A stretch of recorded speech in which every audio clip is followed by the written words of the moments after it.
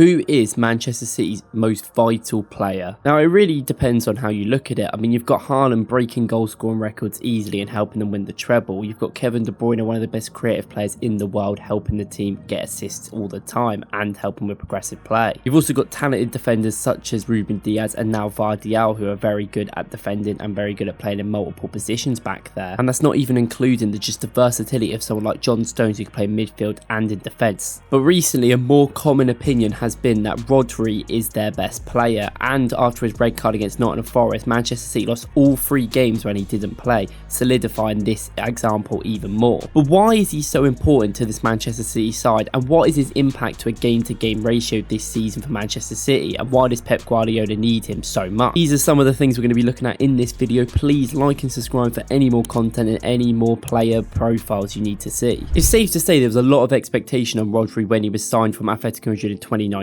At just 22, Manchester City decided to spend their most money on a player at that point, with 56 mil going on the midfielder. He'd only also played 1 professional season at Atletico Madrid at a high level, but Pep Guardiola liked what he saw and decided to get him in for that amount of money. But now everyone can see his impact on the team, and last season he really took over as being Manchester City's most vital player on the pitch. Firstly, Rodri has a lot of value in build-up phases for Manchester City. Few teams control possession better than Pep Guardiola's Manchester City, and a few players shouldered more responsibility than Rodri in that team. The aim of the team is to control possession and build from the back, needing players who are prepared to take responsibility for their side, which Rodri is obviously amazing at. And often sides that build from the back naturally invite opposition pressure close to their own goal, so they need players that are able to reliably recycle play in the midfield pivot. And Rodri is one of the best players in the world at doing this. Per game, he sits at a 95% passes attempted, which is best 1% in Europe's midfielders elite. And he also has a 91% pass completion, even though he creates so many passes, which is also in the top 1% of players in Europe. This means he is picking the ball up in many different positions in midfield and progressing the ball so the players in the other side of the midfield can go up and make the runs and create chances. This means he's recycling play so well, and he also doesn't miss many of his passes. And with someone having that much influence in midfield, making that many passes a game and most of them coming off, then you're going to have a lot of ball pressure, which Manchester City want to have in that midfield. Not only does this influence the way that Manchester City attack and defend, giving them many options to go in different ways, it also helps the team with a huge effect on the other sides playing against Manchester City, because Manchester City's opposition know that he is the key vocal point of the team, so often they will try and mark Rodri out the game with multiple players being man-marked on him, which in turn gives other players more time on the ball to play considered passes without pressure. And you know Manchester City's quality they have in midfield. Rodri is also so good at progressive carries. He completes 2.39 a game, which is a very high number for a midfielder, and he also completes a lot of progressive passes, so if not, he'll just make a run or still find the space himself to do a brilliant cross or try and create a chance for the team. This in a sense makes Man City very good in midfield, and it means they're probably going to have pressure on the ball in any game they play, no matter who, even if they're against good passers. It also means that Rodri is basically the man in midfield that they build around, and any player they can play with him really, because it all works, because he can do everything at that level very good.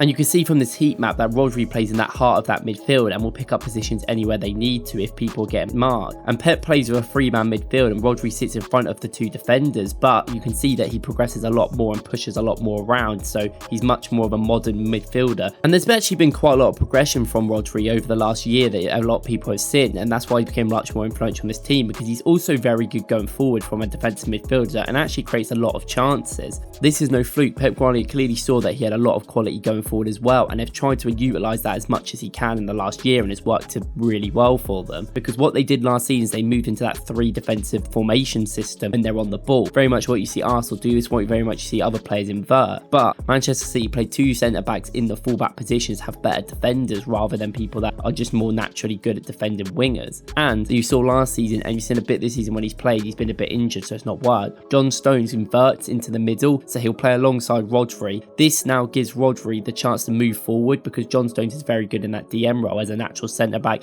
He's more about defending and creating the passes more than being creativity. This means out of the 100 passes that he's getting per 90, which is obviously a very high number, that he can also make passes in the attacking line that can really help them create chances and also score. This was also needed by Manchester City, because they needed a clinical and quite a reliable source of good passing in that midfield to the attacking lines, to the wingers, because Kevin De Bruyne has obviously struggled with injury issues in the last year and a half. Now he's been out for the last 4 months, so Rodri's had to really step up and kind of not really necessarily create as much as De Bruyne, but try and have a reliable output of passes when he needs to. And Rodri's been used very differently. In this end of last season, the start of this season, it's worked really well. As you can see here, he picks up the ball still from quite a deep position, it's still a bit more elevated than he used to be, with Stones now helping in defence. He will usually distribute the ball to the flanks or the centre, doing long crosses in to give Manchester City another way of attacking. And this is a more direct approach when they're playing against a low block and they just can't quite get through against good defences. Obviously, that's not really an issue for Manchester City usually, but sometimes it doesn't always work, so it's good to go a different route. And often with someone who's so good at direct approach and really good on the ball, that it's not really a surprise that Rodri also has a brilliant technical ability at scoring and shooting the ball. Obviously, his goals have been very famous. He's scored a lot of very important goals for Manchester City when it just seems to not be working for their other attackers. And often when Manchester City are trying to close in teams, they like to have Rodri just at the edge of the box, giving them another option because they know how good he is from long shots. This is something that we're seeing some of the other teams do to try and utilise some players that are very good at shooting from very far distance, such as Liverpool with Szoboszlai and Arsenal with Thomas Partey.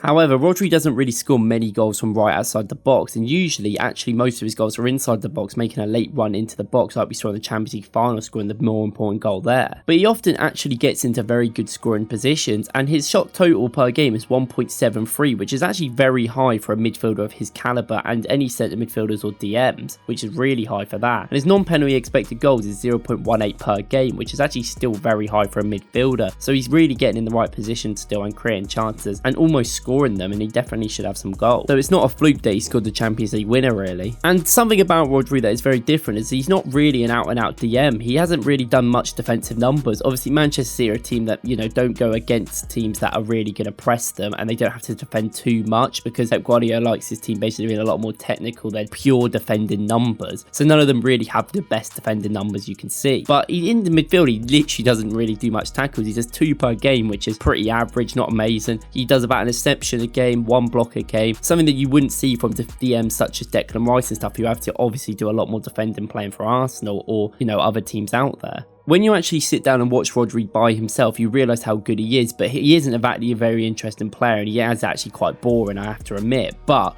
it doesn't take away from the quality he has, and he probably is Manchester City's most vital player right now. And without him playing, Manchester City really struggled to find a way to play. I mean, they didn't have that defensive cover and that sure ability of just passing out from the midfield. They play Kovacic, they play Nunez, and they're just not players that are really fit for this passing role. They're much more better at progressing the ball with carries and running up the pitch. So they needed someone to sort of just manage the defence and do them reliable passes in midfield, because if not, they didn't retain possession very well, especially in their away games they play against Arsenal and Wolves, and in the end they lost them both. And Rodri is a phenomenal player, but I think it comes down to Manchester City not really having a replacement for him in that midfield. No one really does the same role as him, and no one's that good on the ball with him being in there. So, you know, with Kevin De Bruyne as a top player, but you could definitely get the creative numbers from other people in the team collectively. Let me know what you guys think of Rodri, and let me know any other players you want to see.